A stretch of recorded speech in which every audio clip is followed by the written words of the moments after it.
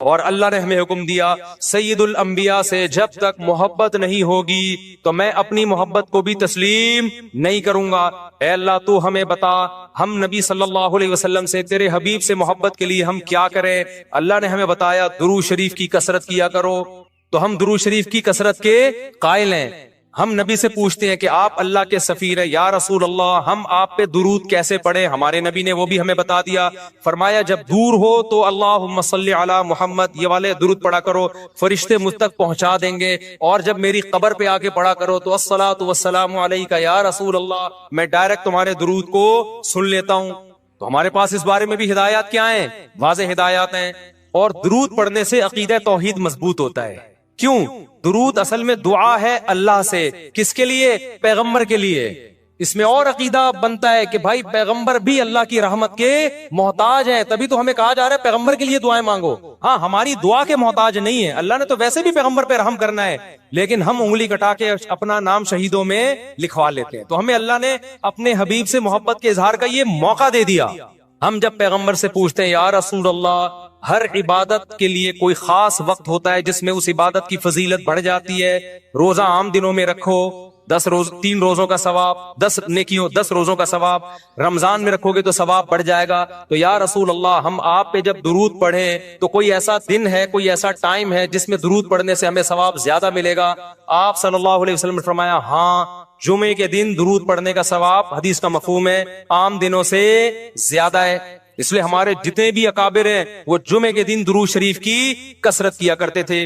یا رسول اللہ آپ اللہ کے حبیب ہیں، اللہ نے قرآن میں حکم دیا ہے من یطیع الرسول فقد اطاع اللہ، جو پیغمبر کو فالو کرے گا، پیغمبر کی بات مانے گا، وہ ایسے ہی ہے جیسے اللہ کی۔ تو آپ ہمیں بتائیے درود شریف ہم نے بلند آواز سے پڑھنا ہے یا آہستہ آواز سے؟ ہمارے نبی نے ہمیں تلقین کی کیسے؟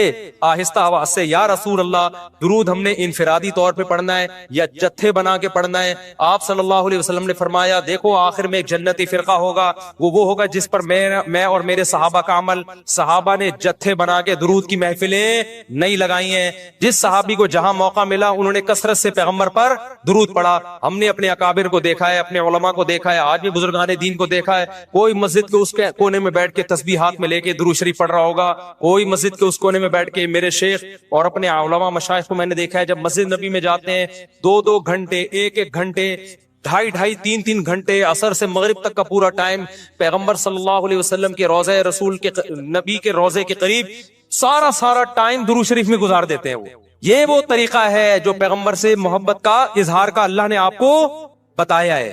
اے اللہ ہم اور کس طرح سے آپ سے محبت کا اظہار کر سکتے ہیں؟ اللہ نے فرمایا کہ جو پیغمبر سے محبت کرنا چاہتا ہے اسے پیغمبر کے اخلاق اور عادات اپنی زندگی میں لانے پڑیں گے۔ ہمارے پیغمبر صلی اللہ علیہ وسلم جب رات کو تہجد کے لیے اٹھتے تھے تو اس کا خیال کیا کرتے تھے کسی کی آنکھ نہ کھلے۔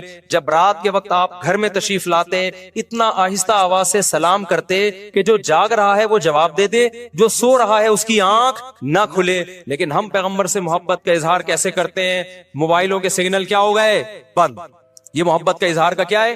اتنے بڑے بڑے جلوس، ناچ گانے اور جو میوزک، موسیقی اور تھرکنا اور بھڑکنا اور روڈ بلاک کر دینا، سیکیورٹی کے مسائل کا کھڑا ہو جانا گورنمنٹ کے لیے، اور کس قدر لوگوں کو تکلیف اور اذیت پہنچنا، یہ پیغمبر صلی اللہ علیہ وسلم کی سیرت بولو نہیں ہے۔ یا رسول اللہ ہم آپ سے محبت کے اظہار کے لیے کون سا حلوہ پکا سکتے ہیں؟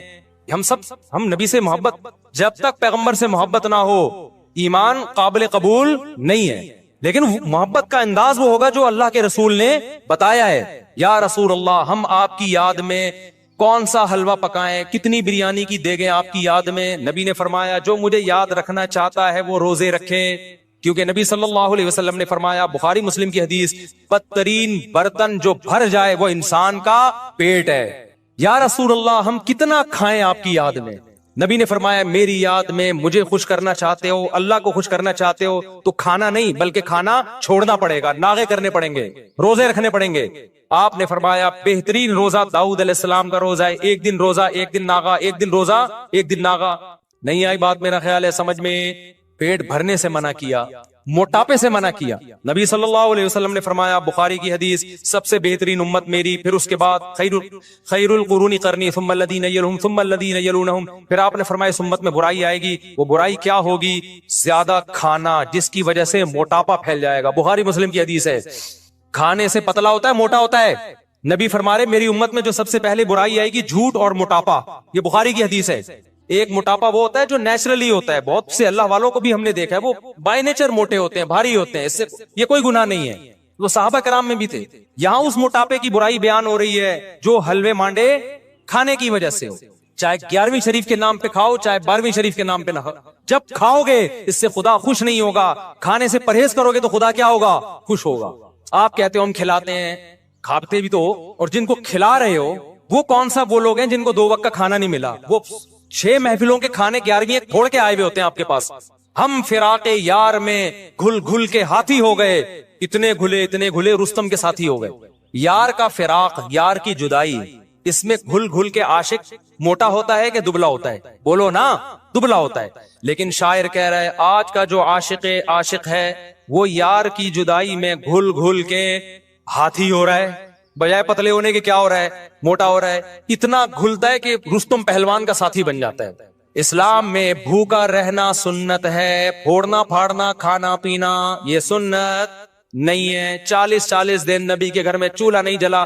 اور اگر آپ کھاتے ہو کھاؤ, مذہب کا لیبل مت لگاؤ اس پہ. کھانے پر پابندی نہیں ہے, مذہب کا لیبل تو مت لگاؤ نا کہ بہت ثواب کا. میں بھی جاتا ہوں, نہاری کھاتا ہوں, الحمدللہ پھوڑتا ہوں, لیکن یہ نہیں کہتا سنت پہ عمل کر رہا ہوں میں, یہ نہیں کہتا میں. بھائی دل چاہ رہا تھا کھا لیا ہم نے, مدذل لا لیا, جو سامنے آیا کھا لیا. سنت کا لیول نہیں. سنت جب ہے جب روزہ رکھوں گا, جس دن نہیں کھاؤں گا یار آج فاقہ کرو, پھر بتاؤں گا ویلاگ بناؤں گا, دیکھو آج میں فاقے سے ہوں. سنت ہے یہ. پھوڑنے پھاڑنے کے بھی ویلاگ ہم بناتے ہیں بس نہاری کے فضائل سنانے کے لیے کہ اتنی مزے کی. سنت سمجھ کے نہیں پھوڑتے آپ. آج ہماری سوسائٹی کھانے کو مذہب سمجھنا شروع کر دیا ہے. مذہب نہیں ہے کھانا, فاقے مذہب ہے, بھوکا رہنا مذہب ہے. حالت جنابت میں اذکار اور تسبیح پڑھنا. حالت جنابت میں تسبیح ہاتھ میں لے کر تیسرا کلمہ, درود شریف, استغفار یا دوسرے اذکار اور دعائیں پڑھ سکتے ہیں. ام ساجد انڈیا سے. جی بالکل پڑھ سکتے ہیں, کوئی حرج نہیں ہے اس میں. اور خاص طور پہ جو خواتین مینسز کی حالت میں ہوتی ہیں وہ تو بالکل ہی عبادت چھوڑ دیتی ہیں, یہ بھی صحیح نہیں ہے. بھائی نماز اور تلاوت نہیں کرنی, باقی عبادتیں تو کریں, تسبیحات پڑھیں, دعائیں مانگیں اللہ تعالیٰ سے. اچھا, ناپاکی میں قرآن کی آیت پڑھنا, یہ سوال پوچھا ہے. یہ پوچھنے والے نے نام ہی نہیں لکھا. کیا ناپاکی کی حالت میں قرآن کی آیت پڑھ کر دعا کر سکتے ہیں یا نہیں؟ نیز بغیر وضو کے قرآن کی آیت پڑھ سکتے ہیں یا نہیں؟ بغیر وضو کے تو بہرحال قرآن پڑھ سکتے ہیں. البتہ ناپاکی کی حالت میں قرآن کی تلاوت جائز نہیں ہے. البتہ قرآن کی وہ آیتیں جن میں دعا کا عنصر پایا جاتا ہے, دعا کے میننگ پائے جاتے ہیں, تو ان آیتوں کو ناپاکی کی حالت میں دعا کی نیت سے پڑھ سکتے ہیں, تلاوت کی نیت سے نہیں پڑھ سکتے. جیسے قرآن میں آتا ہے ربنا آتنا فی الدنیا حسنۃ وفی الآخرۃ حسنۃ وقنا عذاب النار. اب یہ دعا ہے لیکن قرآن کی آیت بھی ہے, تو آپ اسے آیت کی نیت سے نہ پڑھیں. ناپاکی کی حالت میں دعا کی نیت سے آپ پڑھ سکتے ہیں. اسی طرح آیت الکرسی ہے تو یہ قرآن کی آیت, لیکن اگر آپ ناپاکی کی حالت میں یعنی جنابت میں یا حیض و نفاس کی عورت اگر ہے تو حیض و نفاس کی حالت میں آیت الکرسی قرآن کی تلاوت کی نیت سے نہ پڑھے. ہاں وہ بطور دم کے, بطور رقیہ کے, بطور وظیفہ کے پڑھ سکتی ہے وہ. اسی طرح سورہ فلق, سورہ ناس ہے, آپ دم کرنے کے لیے تو پڑھ سکتے ہیں, تلاوت کی نیت سے نہیں پڑھ سکتے آپ. ناپاک بستر پر ناپاک کپڑوں میں تلاوت وغیرہ کا حکم. اگر بیڈ یا صوفہ وغیرہ ناپاک ہو جائے تو اس پر بیٹھ کر تلاوت کرنا, ذکر کرنا, یہ دینی بیان سننا جائز ہوگا یا نہیں؟ اس طرح ناپاک کپڑوں میں ان کاموں کا کیا حکم ہے؟ سلمان صاحب لاہور سے. دیکھیں یہ سارے کام جائز ہیں کیونکہ طہارت نماز کے لیے شرط ہے, نماز کے علاوہ عبادت کے لیے طہارت شرط نہیں ہے. لیکن یہ بہرحال ادب کے خلاف ضرور ہے کہ جگہ ناپاک ہے, آپ وہاں بیٹھ کے قرآن کی تلاوت کر رہے ہیں, ناپاک کپڑے پہن کے کر رہے ہیں, تو یہ بہرحال ادب کے خلاف ہے. اس لیے اس سے اجتناب کرنا چاہیے. اس سے تلاوت کی اہمیت بھی دل سے نکل سکتی ہے. اور ہاں بیان سن لیں, اگر اس کو فوری طور پر پاک کرنے میں کوئی تکلیف ہو رہی ہے تو بیان سننے میں کوئی حرج نہیں ہے, لیکن تلاوت کرنا ناپاک کپڑوں میں یہ بہتر نہیں ہے. ناپاکی کی حالت میں آیت کریمہ پڑھنے کا حکم. کیا آیت کریمہ کا ختم بغیر وضو کے ناپاکی میں کیا جا سکتا ہے؟ نیز کیا خواتین دوران حیض آیت کریمہ پڑھ سکتی ہیں؟ فاطمہ بیگم انڈیا سے. آیت کریمہ جب تلاوت پڑھی جاتی ہے نا بطور وظیفے یا دعا کے، تو اس میں قرآن کی نیت نہیں ہوتی، اور علماء نے یہ بات بیان کی ہے فقہاء نے کتابوں میں کہ قرآن کی کسی آیت کو بطور وظیفے کے یا بطور دعا کے پڑھا جائے تو وہ قرآن پھر قرآن نہیں رہتا، بلکہ وہ محض ایک دعا بن جاتی ہے، لہذا وہ ناپاکی کی حالت میں بھی پڑھی جا سکتی ہے۔ لہذا آیت کریمہ آپ اگر وظیفے کے طور پہ دعا کے طور پہ پڑھ رہی ہیں تو یہ کام ناپاکی کی حالت میں بھی ہو سکتا ہے۔ اسی طرح آیت کریمہ کے علاوہ سورہ فاتحہ ہے، یا رات کو سوتے ہوئے جو دم کیا جاتا ہے اپنے اوپر سورہ فلق، سورہ ناس اور سورہ اخلاص کے ذریعے، تو یہ سب جائز ہے، اس میں ناپاکی کی حالت میں بھی کر سکتے ہیں، کیونکہ یہ قرآن کی تلاوت کی نیت سے نہیں ہوتا بلکہ یہ دم یا رقیہ کی نیت سے ہوتا ہے۔ قرآن پورا کرنے کے لیے حالت حیض میں قرآن پڑھ سکتے ہیں؟ میرا قرآن ختم ہونے میں 3 پارے رہ گئے ہیں، پیریڈ شروع ہو گئے ہیں۔ میں نے ایک کلپ میں سنا تھا کہ حیض کی حالت میں قرآن پڑھ سکتے ہیں اور تلاوت بھی سن سکتے ہیں، کیا یہ بات صحیح ہے؟ تلاوت سن تو سکتے ہیں، قرآن پڑھ نہیں سکتے۔ اس بارے میں میرا کلپ موجود ہے یوٹیوب پہ، محترمہ ڈاکٹر فرحت ہاشمی کا ایک ان کے حوالے سے ایک بات چلی تھی، اور جو ان کی اکیڈمی میں کام کرنے والی خواتین ہیں انہوں نے ایک فتوے کو وائرل کیا تھا جس میں یہ بتایا گیا تھا کہ حالت حیض میں بھی عورت قرآن کو ہاتھ لگا سکتی ہے۔ اس پر میں نے کلپ ریکارڈ کروایا تھا، تو میں محترمہ ڈاکٹر فرحت ہاشمی صاحبہ کا حوالے اس لیے دے رہا ہوں کہ میرا نام لکھ کے نا جب یہ سرچ کریں گے تو اس پہ وہ کلپ آپ کے پاس آ جائے گا، تو اس میں پہلے پورا مدلل اس پر میرا بیان ہے دلائل کے ساتھ کہ حالت حیض میں عورت قرآن کو ہاتھ نہیں لگا سکتی۔ مقصد خدا نخواستہ ڈاکٹر فرحت ہاشمی صاحبہ پر تنقید کرنا نہیں ہے کہ علمی مسئلے میں ان سے اختلاف کرنا ہے، اور مجھے یہ یقینی بھی معلوم نہیں ہے کہ ڈاکٹر فرحت ہاشمی صاحبہ کی رائے کیا ہے اس بارے میں۔ کسی نے مجھے بتایا تھا کہ ان کی یہ رائے ہے اور وہ اس کو پروموٹ کرتی ہیں کہ حالت حیض میں عورت قرآن کو ہاتھ لگا سکتی ہے، تو اس پر میں نے دلائل سے ایک بات ریکارڈ کروائی تھی، وہ آپ سرچ کر لیں۔ قطع نظر اس سے کہ باقی ڈاکٹر فرحت ہاشمی ایسا کہتی بھی ہیں کہ نہیں کہتی، واللہ عالم۔ باقی ڈاکٹر فرحت ہاشمی صاحبہ کا جو ایک کام ہے ماشاءاللہ قرآن کی خدمت کے حوالے سے، اس کا میں بہرحال معترف ہوں۔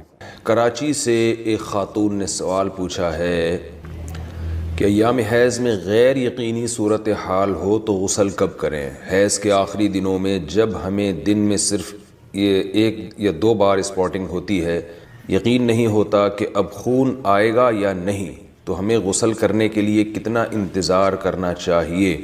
نیز اگر ہم نے انتظار کیا اور بلیڈنگ نہ ہوئی تو کیا ان نمازوں کی قضا کرنی ہوگی؟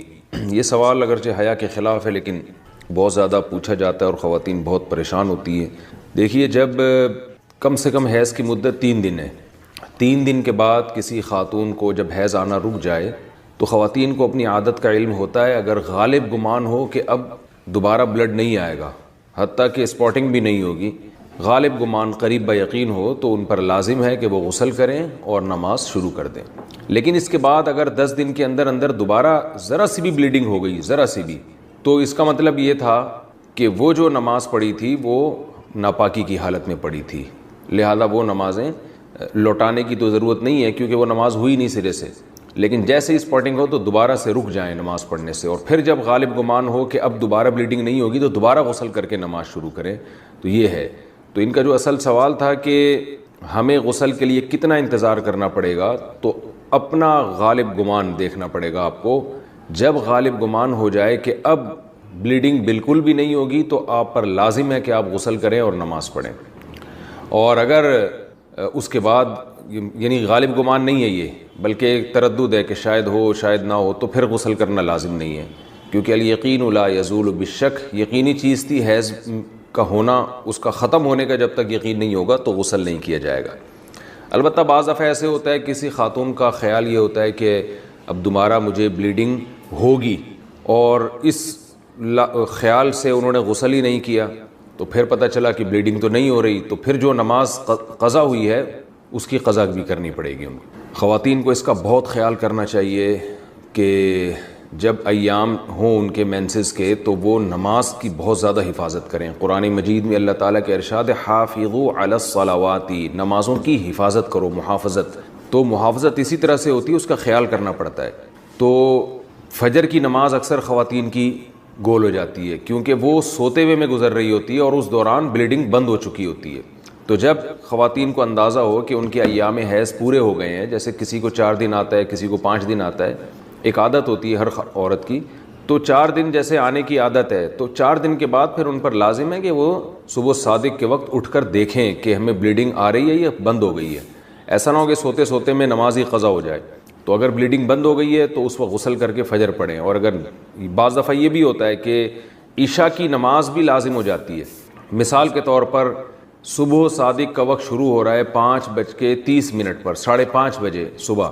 تو اب رات کو تو خاتون کا خیال یہ تھا کہ بلیڈنگ ہو رہی ہے اور آخری دن ہے ان کا ایام حیض کا، تو ان پر لازم تھا کہ وہ صبح صادق سے پہلے اٹھ کے دیکھیں کہ واقعی بند ہو چکی ہے یا نہیں. اگر بند ہو چکی ہے تو پھر یہ عشاء کی نماز بھی واجب ہے، عشاء کی نماز بھی پڑھنی پڑے گی آپ کو. تو بعض خواتین بالکل اس میں غفلت سے کام لیتی ہیں. میں یہ نہیں کہہ رہا کہ ابھی بلیڈنگ شروع ہوئی ہے تو رات کو دوبارہ ہر رات کو اٹھ کے دیکھنا شروع کریں کہ بلیڈنگ ہے یا نہیں ہے. تو جو عادت ہے وہ اس کو تو گزرنے دیں. 3 یا 4 دن کی کسی کو عادت ہے، کسی کو 5 دن کی عادت ہے. لیکن جس دن یہ احتمال شروع ہو جائے کہ اب بلیڈنگ رک سکتی ہے تو اس دن عشاء کی نماز اور فجر کی نماز میں خاص طور پر خیال کریں، کیونکہ یہ 2 نمازیں سوتے میں گزر جاتی ہیں. نماز کی ہر رکعت میں سورہ اخلاص پڑھنا. فرض نماز میں ہر رکعت میں سورہ اخلاص پڑھ سکتے ہیں. خلیفہ شاہ نیو یارک سے پڑھ سکتے ہیں، نماز ہو جائے گی.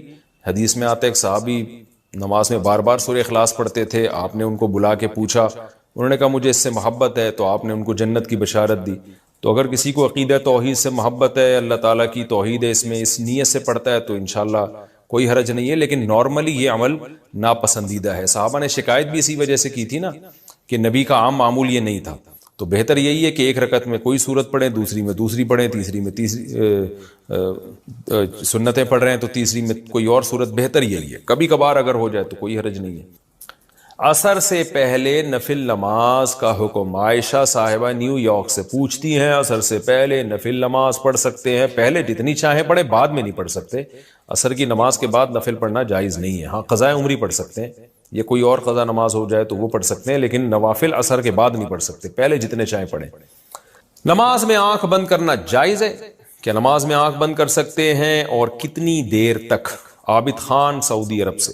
نماز میں آنکھ بند کرنا مکروہ ہے، ناپسندیدہ ہے، کیونکہ نبی صلی اللہ علیہ وسلم ہمیشہ آنکھیں کھول کے نماز پڑھتے تھے. تو اس لیے بہتر یہی ہے کہ نماز میں آنکھ کھول کے نماز پڑھیں آپ. اندھیرے میں نماز پڑھنے کا حکم. اندھیرے میں نماز پڑھنا ممنوع ہے یا نہیں؟ عثمان غنی آئی لینڈ سے. کوئی ممنوع نہیں ہے، پڑھ سکتے ہیں. عبد الرشید صاحب راجستھان انڈیا سے پوچھتے ہیں کیا نماز میں بسم اللہ پڑھنا واجب ہے؟ کیا بسم اللہ الرحمن الرحیم نماز کی پہلی رکعت میں پڑھی جائے گی یا ہر رکعت میں پڑھنا وہ لازم ہے؟ بھائی لازم کسی رکعت میں بھی نہیں ہے، سنت ہے. بہتر ہے جب پہلی رکعت میں آپ اللہ اکبر کہہ کے نیت باندھتے ہیں تو ثنا پڑھیں. ثنا کے بعد اعوذ باللہ من الشیطان الرجیم، پھر بسم اللہ الرحمن الرحیم، پھر سورہ فاتحہ پڑھیں. سورہ فاتحہ کے بعد اگر آپ درمیان سے کہیں سے تلاوت کر رہے ہیں سورت کے تو پھر بسم اللہ نہ پڑھیں. اگر سورت کے شروع سے تلاوت کر رہے ہیں تو پھر بسم اللہ الرحمن الرحیم دوبارہ پڑھیں. اور جیسے علم تری کیف فعل ربک پڑھ لی یا قل هو اللہ پڑھ لی، تو سورت شروع کرنے سے پہلے بسم اللہ پڑھیں آپ، سنت ہے. پھر جب دوسری رکعت کے لیے آپ کھڑے ہوں گے تو پھر سورہ فاتحہ سے پہلے بسم اللہ، اور پھر جب سورہ فاتحہ پڑھ کے نئی سورت شروع کریں گے تو بسم اللہ. اگر سورت شروع نہیں کرتے، قرآن کے درمیان سے پڑھتے ہیں تو پھر بسم اللہ نہ پڑھیں، کیونکہ بسم اللہ سورت شروع کرنے سے پہلے پڑھنا سنت ہے. تو چاہے سورہ فاتحہ ہو یا کوئی نئی سورت ہو، اس سے پہلے بسم اللہ عام حالات میں بھی پڑھنی چاہیے اور نماز میں بھی. ہاں سورہ توبہ جب آپ پڑھیں گے تو پھر اس سے پہلے بسم اللہ الرحمن الرحیم نہ پڑھیں آپ. لیکن یہ واجب نہیں ہے، میں نے بتایا سنت ہے، چھوٹ جائے تو کوئی گناہ نہیں ہے. کیا عشاء کے صرف 4 فرض پڑھ سکتے ہیں؟ اگر کوئی عشاء کی نماز لمبی ہونے کی وجہ سے چھوڑ دیتا ہے تو اگر وہ صرف 4 فرض پڑھ لے تو کیا اس کی عشاء کی نماز ہو جائے گی؟ اسی طرح اگر عصر کی بھی صرف 4 رکعت فرض پڑھ لے تو کیا اس کی نماز ہو جائے گی؟ کوئی گناہ تو نہیں ہوگا؟ حنا صاحبہ بہاولپور سے. جی حنا صاحبہ بالکل فرض نماز ہو جائے گی. 17 رکعتیں سوچ کے نماز ہی چھوڑ دینا عشاء کی، یہ تو بہت بڑا ظلم ہے. تو 4 فرض یہ بہت زیادہ ضروری ہیں. اگر کوئی سنتیں نہیں پڑھ رہا، صرف 4 فرض پڑھ لیتا ہے تو فرض تو ذمے سے ساقط ہو گئے نا، ورنہ فرض چھوڑنا تو کبیرہ بہت بڑا گناہ ہے اسلام میں. تو کسی بھی طرح ہو فرض بہرحال پڑھے. باقی عشاء کے بعد 2 سنتیں مؤکدہ ہیں تو وہ بھی پڑھ لے، کیا جا رہا ہے اس میں، وہ بھی مؤکدہ ہیں. کبھی کبھار چھوڑ دیں تو کوئی حرج نہیں ہے، لیکن چھوڑنے کا معمول بنا لینا اس میں گناہ کا خطرہ ہے. ایسا شخص قابل ملامت ہے، نبی کی شفاعت سے محروم ہونے کا خطرہ ہے. تو اس لیے دو سنتوں کو کبھی معمول بنانا چاہیے, کبھی کبھار چھوٹ جائے تو کوئی حرج نہیں ہے, لیکن بہرحال ان دو سنتوں میں اور 4 فرض میں زمین آسمان کا فرق ہے. 2 سنتوں کے چکر میں 4 فرض کبھی بھی نہ چھوڑیں, نہیں پڑھے جا رہے تو 4 فرض ہی پڑھ لیں, تو لیکن عام 2 سنتوں کا بھی معمول بنا لیں. تو 6 رکعتیں عشاء کی, جس کو ہم کسی حد تک ضروری کہہ سکتے ہیں. 4 فرض تو وہ تو فرض ہیں بہرحال, اور 2 سنتیں مؤکدہ ہیں, وہ چھوڑنا حرام اور کبیرہ گناہ تو نہیں ہے, لیکن قابل ملامت ہے ایسا شخص جو سنتیں نہ پڑھے. اور وطر 3 رکعت وطر رہ گئے, وہ پوری رات میں کبھی بھی پڑھ لیں, وہ بھی واجب ہیں, وہ چھوڑیں گے تو گنہگار ہوں گے. باقی عصر سے پہلے 4 رکعتیں پڑھنا وہ سنت ہے, وہ لازمی نہیں ہے. پہلے سوال ہے جی محمد صاحب انڈیا, محمد صاحب کی طرف سے جو انڈیا سے ہیں, کیا نماز میں نیت کے لیے یہ کہنا ضروری ہے کہ میں 4 رکعت فرض نماز پڑھ رہا ہوں, منہ میرا کعبہ شریف کی طرف, امام صاحب کے پیچھے, یا دل میں ہی پتا ہو کہ آپ 4 رکعت فرض پڑھ رہے ہیں تو یہ بھی کافی ہوگا؟ دیکھیں, یہ کہ منہ میرا کعبہ شریف کی طرف اور اس امام کے پیچھے, تو منہ تو کعبہ شریف کی طرف ہوتا ہے تو نماز ہوتی ہے, اس لیے اس کی نیت ضروری نہیں ہے. باقی یہ کہ امام کے پیچھے میں دل میں اتنا ارادہ کافی ہے کہ میں جماعت سے نماز پڑھ رہا ہوں, اب اکیلا نہیں پڑھ رہا. بعض دفعہ انسان صف میں کھڑا ہوتا ہے, اپنی نیت باندھ لیتا ہے, تو دل میں بس اتنا ارادہ ہوتا ہی ہے. جب آپ صف میں کھڑے ہیں تو اور کیا کرنے کے لیے کھڑے ہیں, اپنی نماز تھوڑی پڑھنے کے لیے کھڑے ہیں. تیسرا مسئلہ یہ کہ 4 رکعت فرض پڑھ رہا ہوں, 2 رکعت فرض پڑھ رہا ہوں, یہ نیت لغو ہے.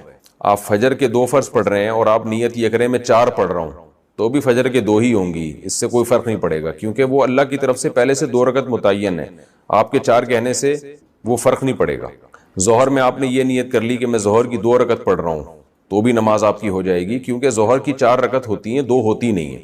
سفر میں آپ نے 2 پڑھنی ہے, اگر آپ نے یہ نیت کر لی میں 4 پڑھ رہا ہوں, تو بھی 2 ہی پڑھنی پڑیں گی اور نماز ہو جائے گی, کیونکہ سفر میں اللہ کی طرف سے 2 متعین ہے.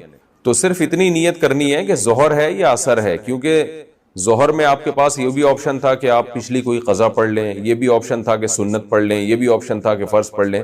تو یہ 3 آپشن تھے آپ کے پاس, تو ان میں سے ایک کو آپ نے خود متعین کرنا ہے کہ فرض پڑھ رہا ہوں یا سنتیں. نمبر 2, ظہر پڑھ رہا ہوں یا پچھلی کوئی قضا پڑھ رہا ہوں. تو جب آپ نے یہ نیت کر لی کہ نہیں جی ظہر ہے, تو 4 رکعتیں 2 رکعتیں یہ لغو کام ہو جائے گا, اس کی ضرورت نہیں ہے. بس اتنی نیت کہ ظہر ہے اور فرض ہے بس.